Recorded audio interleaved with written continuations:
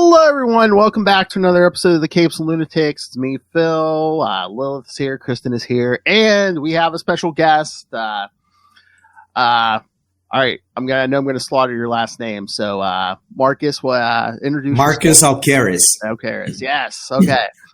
And he is here today to talk about the movie he directed. Well, you did more than direct Warden, right? Yes. Saw your name on the credits a few places. Yeah. So before we really jump into the movie, so were you a big comic book superhero fan for a while? Because I mean, it seemed pretty like someone behind the scenes had, it seems like a lifelong comics fan. Yeah, for sure. Since I was a kid, I was reading all comics I could, X-Men, Superman, and all the popular ones. And I grew up in Brazil, so we're also consuming same American comics as you guys. Wow. So did you search out this movie, or were you like, did they come to you and be like, okay, you know your superheroes? So yeah, I mean, I started by directing this short film called The Flying Man. I don't know if you're familiar with it. It got viral, 10 years ago. To this date, it has 25 million views or something like that. And it's a superhero film that I did on my own, produced. And I think, since then I started enjoying the playing with superheroes, but giving it a more of a grounded take and a different angle from, what we're used to see on the big movies. And then the script came to me by Steve Zerling and Jeff Juhasz, Sarah Kinga, all three producers, and Jeff wrote the script, and they were acquainted with my work from the Flying Man times, and they approached me with the script. And when I read it, and I totally fell in love with it because it was written as a documentary, and I had never seen that till that date, so say, wow, superhero film told as a documentary, realistic. And I always loved actually that mockumentary format, faux documentary, fake documentary, I don't know how people call it. And I always loved that format, from short films to feature films. And that one was written to be a fake documentary. And, and the themes, political, cultural, society, and it's just a different angle from what you used to see in superhero films. And from when I read, I loved it, and they took me on, and we had a little bit of financing at the time. That was 2019, and then 2020 came, and we all know the COVID hit, and we lost financing. And I lost all my directing gigs at the time because nobody was filming anything. And then I went back to the visual effects industry, which, I had a career for more than 10 years. And I was working on The Mandalorian because, I couldn't direct anything. So I was working on the visual effects of Mandalorian. I made a little bit of money. And that money, I decided to finance Warden on my own. And that was, the start of it. So it's kind of a very shoestring budget film. But because of the format as a documentary, I knew I could embrace imperfection a little bit, so low budget. And it kind of like it's part of the style of the film, embracing low budget, if you know what I mean. Mm-hmm.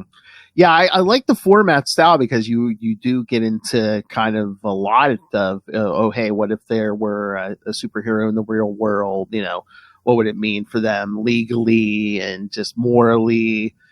And just even from the beginning, I was like, I've thought about this before. It's like, in the modern world, would anyone be able to realistically keep a secret identity? Yeah, I think that was the approach we took, it would be very difficult, right? I guess now with, all like DNAs, you drop DNAs everywhere. They could easily find your secret identity. And I think we actually have a line or two about that in the film. And he deliberately decided not to embrace a secret identity. And because he was kind of a loner in the world as well, like, he only had his father, and kind of a girlfriend. I mean, I think there was not a lot of people for him to be worried about. So I think he decided to be kind of this open identity, like Tony Stark type of stuff, right? So yeah, it was deliberate. It would be so hard, too much energy trying to keep your secret identity in this world, realistically saying. I just I mean, in the modern world, just cameras everywhere. And yeah, science is so advanced. AI, I mean, they could definitely, I guess, they would reconstruct your face behind a mask or whatever, like a drop of hair or something. They could easily find you. Yeah, I found it. Yeah, it was very interesting. Just because of the documentary style, you got footage, like news footage. You got experts talking about this. You did get the the girl from his past, everything, and it's just like, so we don't really spend a lot of time with the main character. I mean, we do see footage and stuff. So just when you go on later to talk about the legalities and everything, it's like, okay, should I be on this guy's side? Should I not be on this guy's side? It's very, people could be swayed either way. Yeah, it was deliberate to explore from every angle but his, right? So it's almost like as we consume celebrity material nowadays, we consume from different windows, and we just make up our minds about certain person or certain leader. And I think, and even him, everything he puts out about him, it's controlled. It's more of a controlled message. So he kind of creates this persona, and then we try to explore it as it's happening around the world nowadays. Like you got the supporters, you got the haters, always like those 30%. And then you have in the middle that kind of shifts from one side to another. So we try to play a little bit with that kind of a reflection about our own society and how we see our leaders nowadays, and how we may set them in this very dangerous path of dictatorship, or being too totalitarian regimes. And I think you may start as a democracy, but you end up as giving too much power to someone. So I mean, it was kind of an interesting reflection on what happens, and we believe it could feel very familiar to a lot of people from even different countries. This was shot in Brazil, but originally Warden was written to be shot in the U.S. And because of the pandemic, I was stuck in Brazil at the time, and it made sense for us to shoot in Brazil. We started shooting end of I think beginning of 2021, when they started getting more flexible. And I was in Brazil, and we had to adapt a little bit the script. And funny enough, we didn't have to adapt that much. Everything that was written to be in the US, it kind of worked being in Brazil, which kind of shows how globalized we are in the Western society. Of course, we had to change titles and some government structures, and there was a whole segment about the army with the U.S. that wouldn't make too much sense in Brazil. But that was also fun to realize that we didn't have to adapt too much, which I think you could say that it would be a very international scenario, right? On this. And you mentioned about the interviews, the documentary style, and I mentioned about the low budget. But my line of thought before producing Warden and of course directing, it was, well, if I shoot all 6-7 interviews, I know I would have a film, right? Because I could just cut them back to back, and that they drive the whole film, right? But I knew also it would make a very boring film because, people also love seeing visuals, and visuals also create that kind of rest from the dense material we had in the script. But I knew also the coverage in all those visuals cost a lot of money to produce because, you need multiple locations. You can't afford, like you shoot a low budget horror film that you everything happens in a house, right? So as a documentary, from one side, you have this kind of, you can embrace low budget and you can embrace imperfection, but from the other side, you have to produce many things on many different places from different times, and that costs money. So after shooting the interviews, which were, easier to produce, I had to, okay, now it's a balance, how much money I have to produce the visuals, to strike that balance of, okay, this film can be, people can digest the film, and I don't break my bank. So I wish I had more visuals, and because I guess people expect that a lot when you mention the superhero word. They want to see a lot of action and all that kind of stuff. And we didn't have that much. This is more of a documentary and political and reflection on things and themes and stuff. But so that was the balance we had to strike. I mean, I think the way the footage is, that there isn't so much, it kept it more mysterious. It's like, okay, again, everyone around the world pretty much these days knows how, the media works. And it's like, okay, so are the people who are for Warden, are they trying to, paint a brighter picture than it's really is, or is the other side trying to paint him in a negative light when they shouldn't be? So yeah, I think the shorter the footage, it kept it more mysterious. Yeah, I mean, I think that's also intentional when you suggesting more than showing, in films in general. Like I'm big fans of films like the first Jurassic Park, that you kind of suggest way more than you show. At the time was due to the limitations of visual effects, but it made actually a very, very, very good film to this day, even compared to films that, other Jurassic Park installments that, you had all the visual effects you can have, but still it doesn't make it a better film. And I think that's trying, for us, embracing the low budget in the sense of lack of resources. It just make for more creative choices you have to make to compensate that you cannot show certain things as it happens. And in Flying Man, my short film, I did use that a lot, and it kind of made it look more of a horror film, because you're not constantly showing, but suggesting he's there stalking you, and you also playing through the criminal angle. So from the criminal's perspective, so you're kind of like he's there hiding, you don't know exactly. So I mean, as a director, I have fun trying to explore different perspectives from this familiar genre as superheroes, and I think that just gives it a spin. Like when you read Marvel's, the comic book, which is from the perspective of people in the ground, from photographers, from the people. So they're watching the superheroes from beneath. So I think that's an interesting angle to me.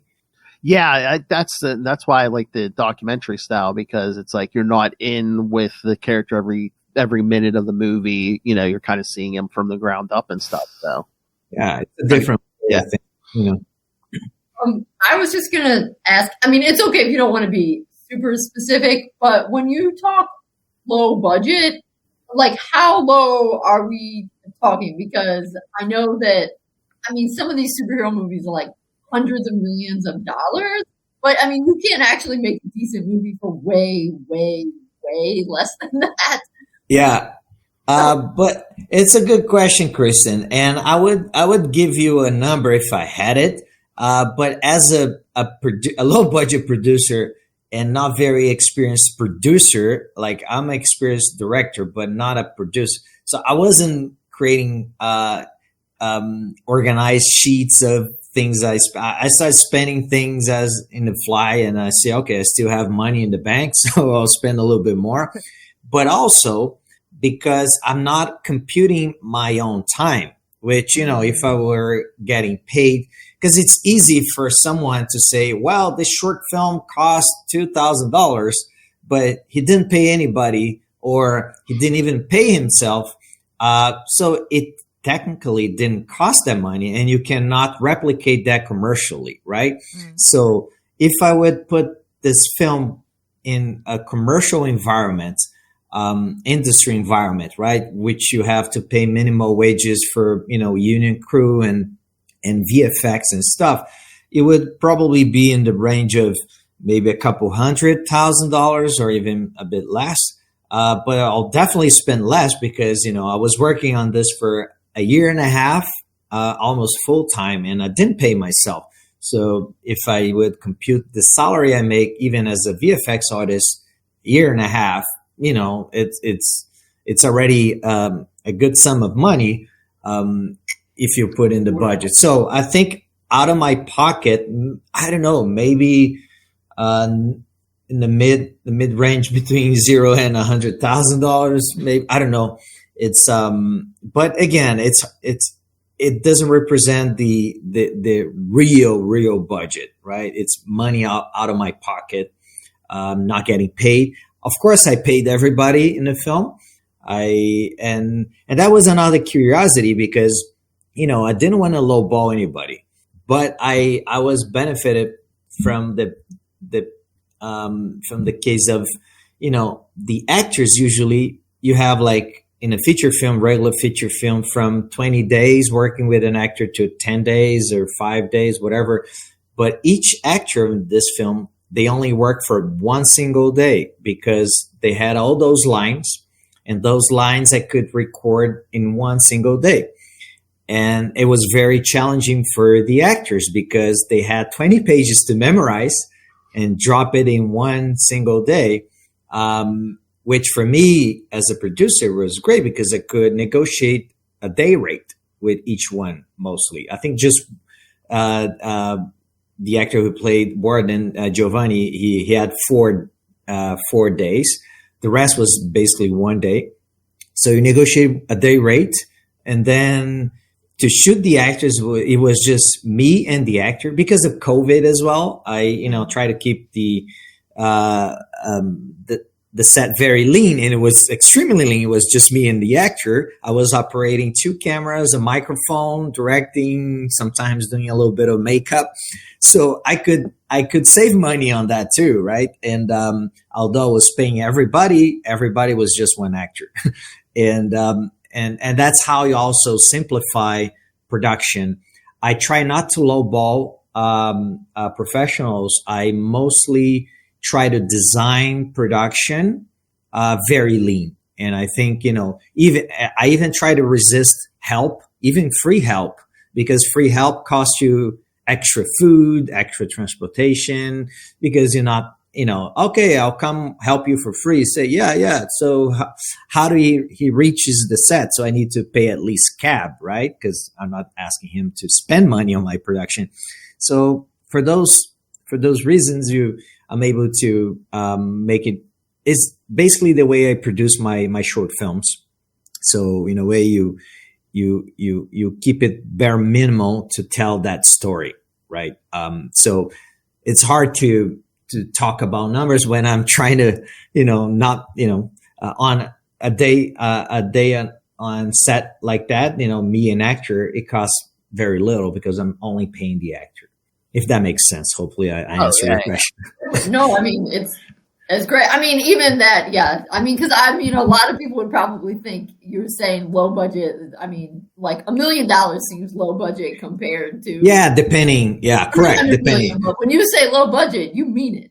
Yeah. It's very not a lot of people working on this film in production. So we keep it very, very lean. And it was also in Brazil, which exchange rate also played a good part because it was like 5 to 1, 6 to 1 to the dollar. So I was able also to cut costs just by spending in Brazilian currency. As people also do in when they shoot different countries, tax rebates and all that kind of stuff. So I see practical effects and did the digital. So do you have a preference, or do you like to mix them? Well, I try to use my own tools, and my tool is VFX because I had this career in VFX, so I basically know how to do a shot from 0 to 100. But of course, I would love to do practical as much as I can. But for me, practical would cost a lot of money because then you need, do things on set. You need to build things or sometimes spend money on safety, all that kind of stuff, depending the type of practical you want to do. I try to approach is more of a, when I'm designing a visual effects shot, I'm trying to design from the concept, right? Because I think, I try to explore more of darkness and suggesting rather than just putting a VFX shot for everything. So even in Warden, it's a limited use of VFX shots because I know it costs money. And in my case, it costs time because VFX shots, they're not done in one day. So you have to be working for days in just one shot of your film. So, to me, even as a director, I think it's case by case. I cannot say practical all the way or even VFX always. To me, it's like, let's look at this. Sometimes practical is the best solution. Sometimes VFX the best way to go, or the mix of both, which is always also great. So yeah, I try to avoid, like some of the directors saying, this is all practical. There's no VFX in the film. And when I know like 500 people who worked on that film in the VFX department, like I think marketing nowadays in films, they're like waiting on this no VFX thing, which I think is just BS, most of the time, because, even some films that were claimed to be all practical, they won VFX Oscars, which doesn't make any sense, right? If you think about that. And yeah, I think VFX is present now everywhere. Any film you can think now, because it's just, but I'm a big fan of invisible VFX, when you clearly are immersed on a film and you don't see the VFX happening, or even when you see it's clearly VFX, it's so well made and so well designed that, you're totally sucked in. Yeah, like I know you said a lot of this was like the conversations and stuff, but like when Kristen was asking about the budget, this doesn't look low budget. This is it's well made. It's well made.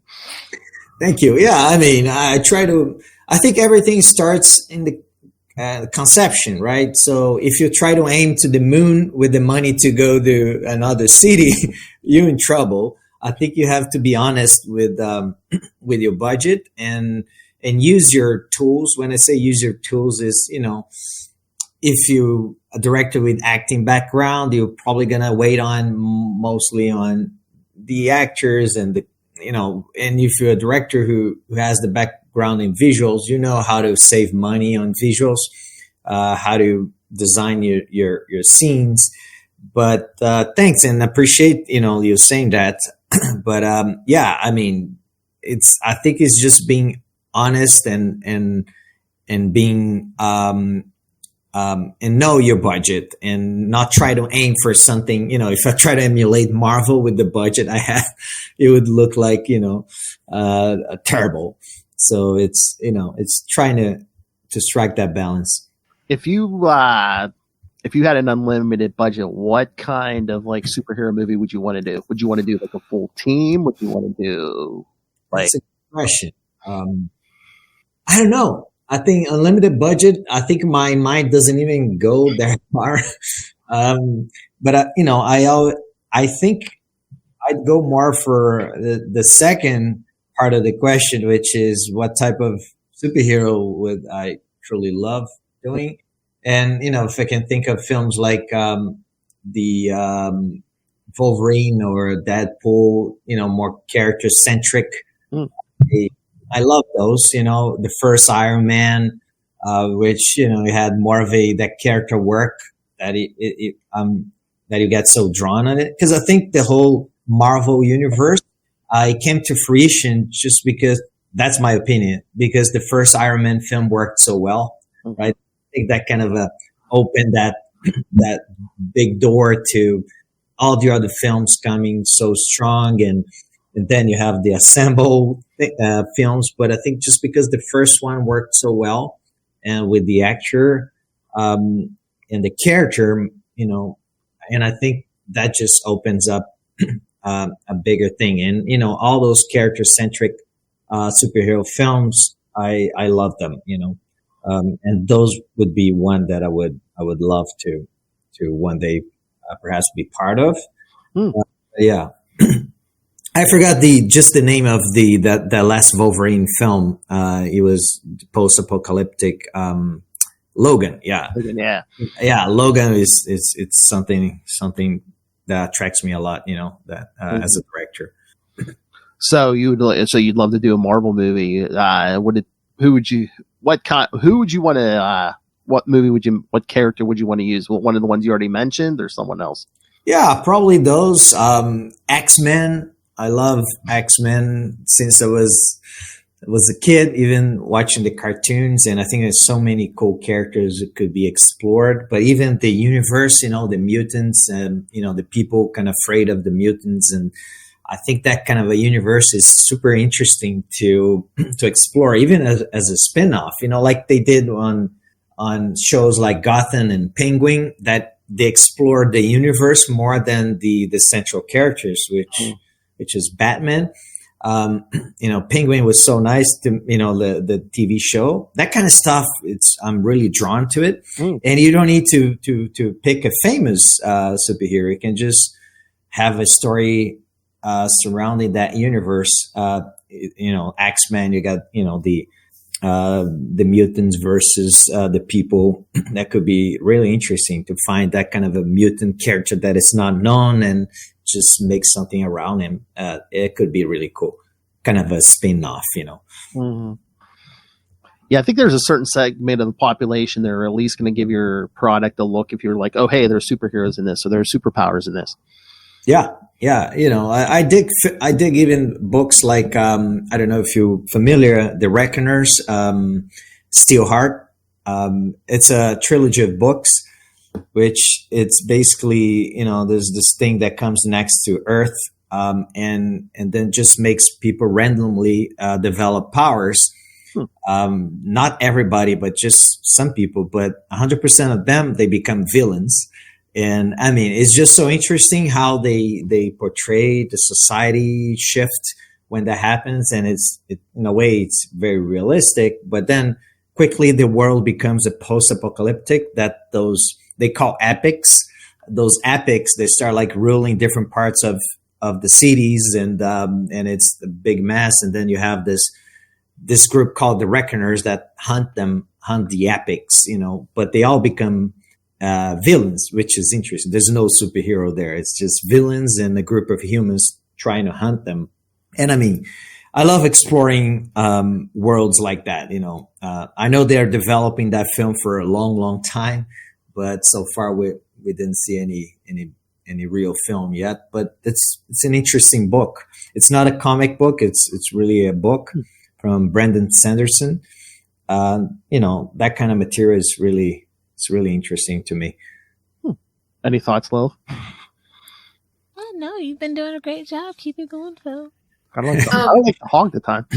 I was going to ask, so since you are obviously a VXF, yes, I said that right, VFX person, so not that you should not be getting adequately remunerated, what is it that makes VXFX so expensive? Is it the time? Is it something about like the computer is sucking in a bunch of knowledge, electricity? Like people always talk about how it's really expensive, and I'm thinking like, but it's on the computer, so you don't have to build anything. So like what? But you do. Yeah. You just build it. I guess. Tell us about it. Well, it's a mix of things. I can give you a quick rundown on a shot breakdown. For instance, it's a mix of a lot of people working. If you watch the credits, you're gonna see probably more than 1,000 people on a Marvel film, and they work for at least more than a year sometimes. And you just multiply that for their hour rate, which can go from $50 to $80 or something for a general artist. and they just multiply that and you get a lot of money. And it basically things take a lot of time to polish and to make it, for instance, I worked in movies like The Planet of the Apes, the first one. And, I worked on that movie for maybe 10 months, 9 months, and you end up with maybe a minute and a half of animation from the film, right? Imagine someone paid me for almost a year's salary of a senior artist, which definitely is making over $100,000 a year. And then you end up with a minute of animation, but that's just animation. After animation, someone takes my scene and light, and another artist go there and put fur. Another artist go there and put lights and textures. And then there's another artist that creates a compositing, like they take this layer of VFX and compose to the shot footage. So I think for one scene to be done, you need at least 10 artists to put that together on a big studio. And those 10 artists that just from one scene that plays for 4 or 5 seconds. And then you multiply that for sometimes 1,200 scenes in the film, a big film. And then you end up with a huge, huge amount of money. And there's also lots of waste on the VFX process because, you got your supervisor, department supervisor, and then you have the VFX supervisor, and then you have the film director. And then it's, smaller chains of commands that, you got to go through them. And you might just go through your department supervisor and stops at the VFX supervisor and then goes back to you. And then you have to go again and run that cycle over and over and over. So there's a lot of hours. And when it gets to the director says, "Oh, no, guys, you went to the wrong direction." And you already spent maybe 40 hours on that. And then you have to go back again. So someone paid you to do nothing, basically, because everything was thrown away. And then you redo the whole thing again. So yes, there is, I estimate from, if you're talking about a big, big film, the VFX process at least burn 20% or 30% of the cash in the process, because, there's lots of polishing before it gets to some decision makers. And then they decide for something else, and then you throw everything out. So all that adds up, right, on budget. Plus, there's lots of people working, and that's why I love cases like the Godzilla -1. I don't know if you're familiar with it, and it won the VFX Oscar, and it was really amazing to see. It was a very small team of, I think it was 12 to 20 artists compared to the thousands of a big Marvel film or any big franchise film. So there was only 12, 20 guys, and the director was in the room with them all the time. So there was no money wasted on bad communication or someone trying to polish something before showing the director, and the director says, no, that's the wrong direction. So director was there shortening the bridge with the artists, and the artists were really not 100. There was 12 of them, and they were really efficient and probably they were generalists, not specialists, which specialists is where, you do only animation and this guy only does texture. When you're a generalist, you can do a bit of everything. So in a way, they spend a fraction of a price of a typical Godzilla movie, and the result was so nice, they won the Oscar, right? And they spent a dime. That was a really interesting case to study, to be honest. So hopefully I answer your question. Yeah. So it's hard to appreciate an art form, truly. Oh yeah, it's one of those jobs where it's if you're doing your job very well, people, they take it for granted. But if something doesn't look right, they're like, "Oh, what was it with those effects?" So yeah, I'm just sometimes sad to see VFX getting a bad reputation, saying, "Oh, there's VFX in this film, so it means it's gonna look terrible."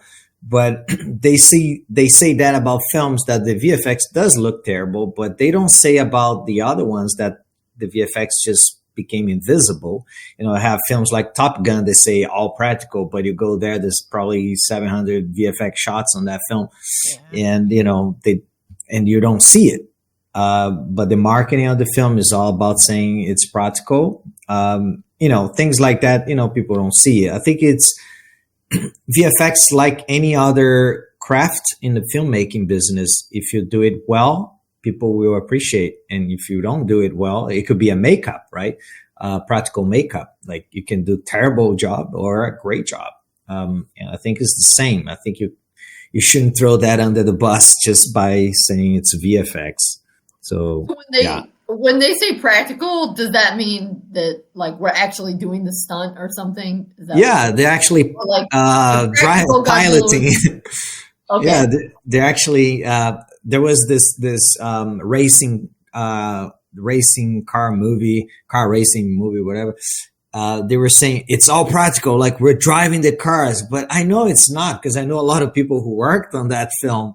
I don't even remember the name, but when they say practical, I think that kind of it gives people. I think once you're an audience, you get more interested seeing that the actor is doing the job, right? Like, okay, he's dancing, like he's actually dancing instead of putting a double, right? So it's more interesting for you to see an actor who learned the craft of, like, he's playing guitar, so he's actually playing, he's actually singing.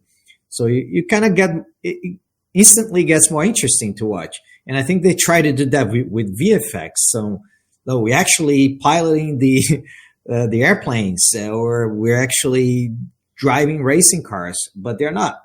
I mean, they are in a certain level, but you definitely enhance the whole thing, because there's also visual enhancements, which is a very smart way to use VFX. You enhance things. You don't create from scratch, which, you use the best of both worlds. You do a little bit of practical stuff, but you enhance the whole thing, right?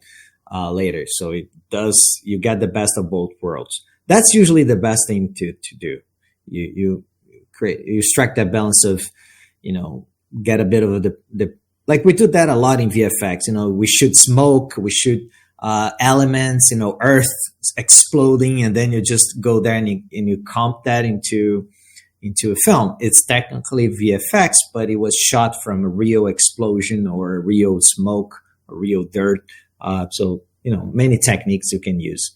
Are there any companies trying to use more AI? I'm sure. I'm just sure. Go for the sore subject. No, I'm just saying. The AI is not going to be as creative as a human being. But are there companies who try to cut corners using AI?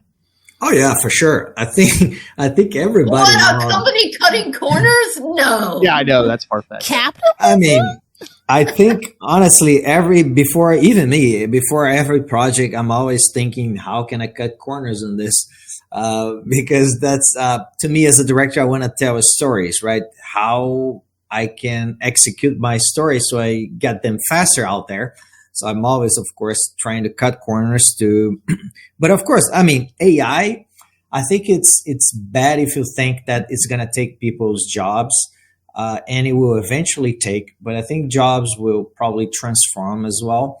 But the good use of, I don't think there's a good use, but the biggest use of AI now is helping you as an assistant mostly. I think that's the best way to use AI now, because I don't even think today it's prepared to do final VFX work.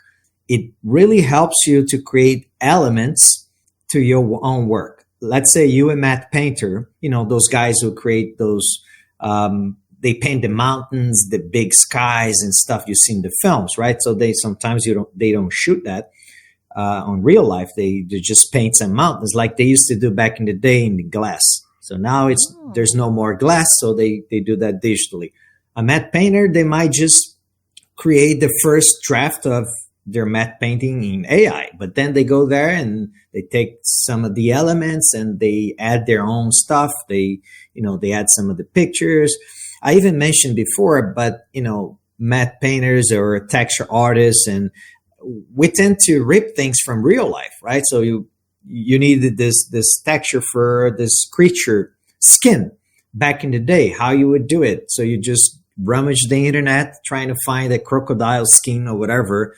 So you basically, someone took that photo. So you rip that photo. You don't give credits or anything. I'm just saying like the general process. And you're not using the photo. You're actually using a little piece of the photo to kit bash to something else, and it becomes something else. So in a way, AI is helping people do that more efficiently. So you may create a texture and an image, or you may just create an element or a little smoke just out of prompt, and then you use that to kit bash a bigger work.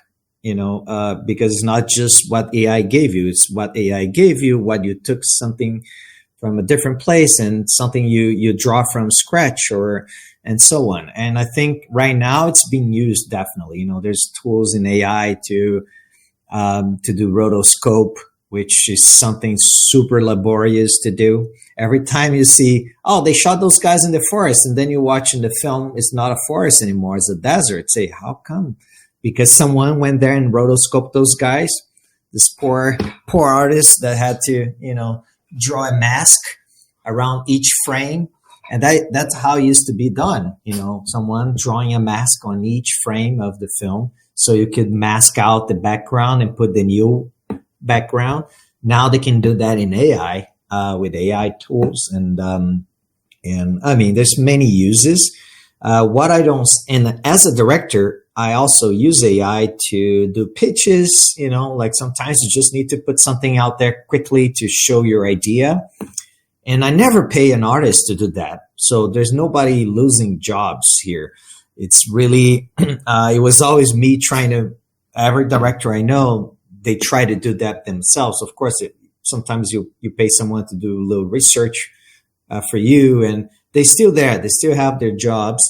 But now I can use other tools to show ideas. Before, you try to grab that frame from specific film, but now you can create your own, right? So you don't need to rip from someone's film to show your idea. When I say rip, it's not to use commercially. It's really you create those mood boards and lookbooks, which is so important for you to communicate. Such and such meets such and such. Yeah. You got to create that kind of, how do you want to communicate your idea to a producer, to a financier, or to an agency if you're a commercial director? You got to show somehow. So you start getting a lot of work so AI is helping a lot on that process, because you can create some mood boards and mood images. They're not ready for production, but they're ready to convey an idea, if that makes sense. So I think AI is a much bigger topic, and very sensitive. But I try to stay close, mostly because I don't want to lose my job, coming from nowhere and take your job. So if you stay close, you cannot go with it and understand the good. You know what I'm most afraid of AI? To me personally, that I don't enjoy the process anymore, because, I love going on set, shooting, traveling to shoot stuff, and being there, holding the camera. I'm afraid that you may be able to create a shot digitally and just giving prompts to people to do that. That's what I'm mostly afraid, not to lose the job. And I think if you think of craft and execution, that's where AI will really take people's jobs and stuff. But if you're thinking about conception, creating ideas and things like that, and I think AI, I don't even think it's going to be ready for that anytime soon. AI is really a way to execute something faster. You're still going to need someone creating that. So I don't know how disruptive this will be for craft, but I think for taste and conception and those things, and there'll be still a lot of, so I think there'll be more people creating and less people executing, I think, roughly. That would be my take on AI, if that makes sense. Oh, yeah. It's, of course, I'm not a futuristic, so I don't know. That's just my lonely interpretation of what's going to happen. And what I'm already seeing, things to execute is getting a little easier. Now everybody can put imagine watching those AI films 5 years ago. I'd be surprised. Now you'll just look, meh, but 5 years ago, say, wow, they did that, But I mean, it's just, I think the value, it will shift from beautiful images to actually meaningful stories. Because I think, once, the new cameras arriving, the digital cameras, just putting a beautiful image out there, people are just getting, oh, how you did that. You would get popular films just because they get amazing cinematography, digital cinematography done on a budget. But now people need more than that. They need content solid. They always needed that, but from time to time in those transitions, they get distracted by it's like VFX when it started, the first big VFX. Wow, that just sell tickets alone. But now just put big VFX doesn't sell tickets anymore. So I think AI will be the same. You first have that wave of people getting wowed by how easy it is to produce a great image, but then they go back to, what really matters. Oh yeah, I think different people's creativity is what it's going to drive people to the movies, not just a machine creates this. Yeah, I agree. All right, now I have a very important question. Where can people watch Warden? Yeah, thanks for asking that. Warden's on demand in North America on Prime, Apple, YouTube on demand, Google. I think cable. I think everywhere you can have an on-demand system is probably there. Hopefully, it's there. That's a lot of places. Some of them I didn't even know had on-demands. Yeah. I mean, some cables people don't even use anymore. I guess you can have the pay-per-view there. It should be listed. But yeah, mostly Prime, Apple, where most people have both of them. You'll be able to see Warden. So if we want to see more work from you, we need to go out and stream this movie over and over, correct? No, I mean, you can go on YouTube. I have a channel on YouTube, Marcus Alqueres, Vimeo. All my work is in the internet. I always put it out there. I didn't even go to festivals. I put my short films there. And they range from superhero to horror. But they all have a different take on it. So hopefully people, there's some they're more popular than others, but they're all there. So if you want to check it out on YouTube, you're probably going to find most of them. And are you on any social media just so people can keep track of what's coming next and everything? And I wish I was more active on social media, but yeah, I post from every 6 months. But you can see on, the usual Marcus Alqueres on Instagram, on X. Those are the ones I'm probably more active, which I post every 6 months. The others I post every year. But yeah, I wish I was more active on social media. But yeah, I guess I'm always trying to film something else. But once it's done, I put it on YouTube and Vimeo. And my YouTube is the same. It's every year I put something there. It's not every week. Well, it takes time. Yeah, it takes time. It does. So, Marcus, thank you for your time. This was a great conversation, and it was a great movie. So, yes, thank you. Thanks, Phil. Thanks, Kristen, Lilith. I mean, I appreciate the space and for us to discuss Warden. And yeah, it was a pleasure for me. Thank you so much. I learned a lot.